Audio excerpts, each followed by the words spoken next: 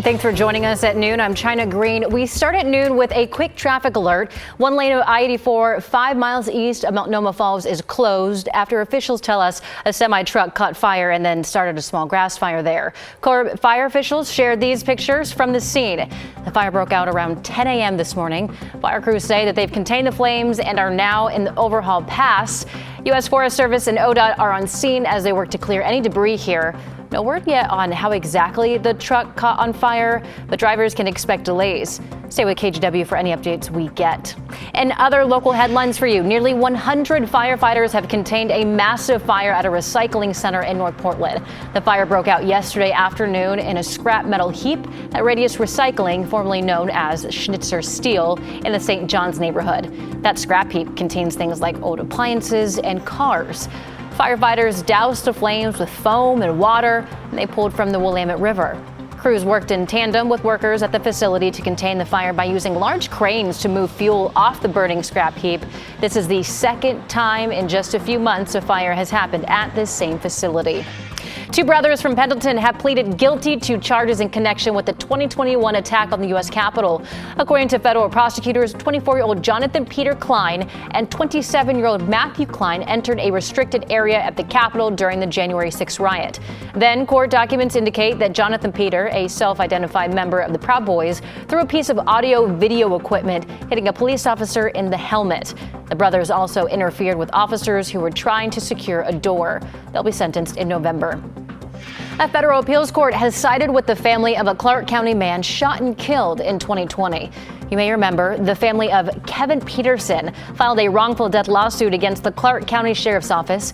The 21-year-old was shot during a failed drug sting in the Hazeldale parking lot.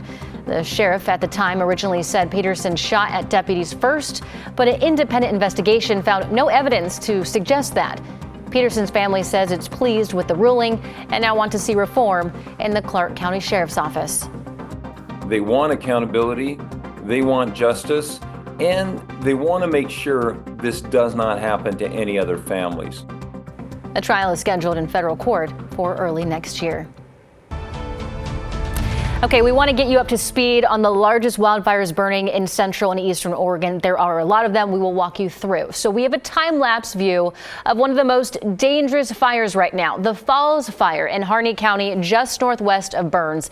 This fire was very active through yesterday afternoon, putting up a lot of smoke. The fire has already destroyed 10 homes and threatens nearly 200,000 others. It's 0% contained this afternoon, with more than 90,000 acres burned. In Malheur County, containment on the Cow Valley Fire has now grown to 77%. It's burned about 133,000 acres northwest of Vail. All evacuation notices in that area have now been lifted. And last night, Governor Tina Kotek invoked the Emergency Conflagration Act for a series of fires in Umatilla County near Pilot Rock. These fires were started after lightning storms moved through the area yesterday afternoon. Officials tell us the fire has burned about 20,000 acres and much of the Pilot Rock area is under a level 3 evacuation notice. The Umatilla County Sheriff's Office says shelters have been set up at the Pendleton Convention Center and at Grant Union High School. Meanwhile, the Lone Rock Fire has now burned nearly 70,000 acres, threatening about 100 structures. The fire began in Gillum County, has now spread into Morrow and Wheeler County. Firefighters from Portland have been part of the firefight there, and they say the fire is now 10% contained. And finally, the Larch Creek Fire burning for the last week in Wasco County. That is just south of Dufur, which is now 27% contained. Now, the hard work of firefighters coupled with cooperative weather has allowed some crews to make progress there. Ashley Graham's talked to residents in the area who say they are grateful. Burnt hillsides line the drive through Tye Valley, evidence of the Larch Creek Fire. Pretty fast. This human-caused fire burning over 18,000 acres in the last week. See it right there? Our property's over there. Niles Sheldon says firefighters stepped in to protect his home. They saved it, but about 30 feet from the barn, and they burned clear up to the back of the machine shop.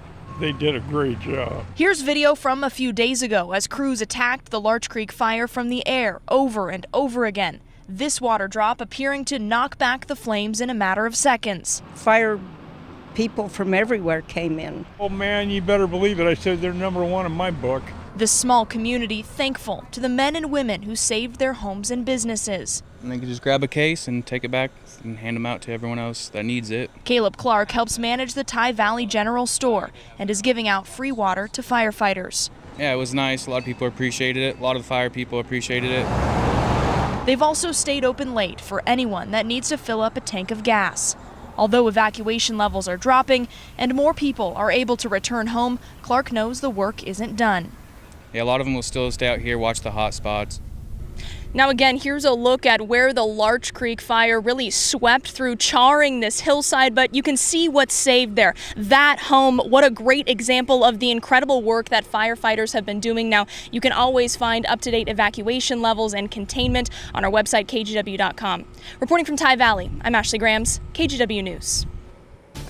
Time for a look at weather with Rod Hill. Rod, we got sun across the board for the most part. So how is that affecting these wildfires?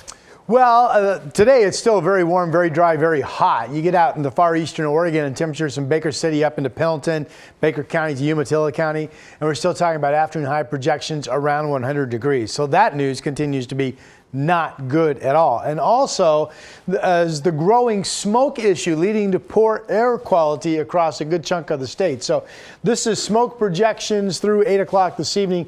Here's Bend and Mount Bachelor, where you see the yellow and then the orange colors. You've got thick and very noticeable smoke, a heavier plume south. But look at Burns. We told you about that fire burning in northern Harney County. And see the red, purple? That is absolutely thick overcast because of nothing but smoke. The air down in the Burns area continues to be very unhealthy in terms of air quality reports from DEQ. So unfortunately, no relief today from any of that. Farthest east, we have a live camera. Is this one from the Oregon Veterans Home Camera in the Dalles. This is kind of like Portland, a lot of sunshine, slightly hazy, 85 degrees, warmer there than it is here in the valley. Clear skies over Camas Meadows Golf Course at noon. Downtown Portland, our current temperature is at 73 degrees. We're 73 right now. 82 at 2 o'clock, 88 at 5 will equal yesterday's high. We have another hot day tomorrow, a hotter day Saturday. But China, we're still looking at a big cool down much of next week. That's ahead on my 7-day. All right, Rod, thank you. So a new spending line in Multnomah County's budget is raising eyebrows. Leaders reportedly hired a consulting firm to create a new mission statement at a price tag of $250,000. For that sum, the Oregonian reporting that the county got a grand total of 7 sentences describing its mission and priorities. The firm reportedly spent a year surveying county employees and focus groups and wrote an 89-page report that lays out everything they did. County leaders told the Oregonian that the statement will serve as a first step in creating a, quote, indispensable organization plan. In the meantime, Oregon Governor Tina Kotek unveiled a new proposal yesterday to try and boost the amount of funding schools get from the state by $500 million. The governor's office says the changes would address an increase in inflation, declining enrollment, and loss of federal pandemic relief. The goal here is to have funding that is more accurately matching what schools are needing.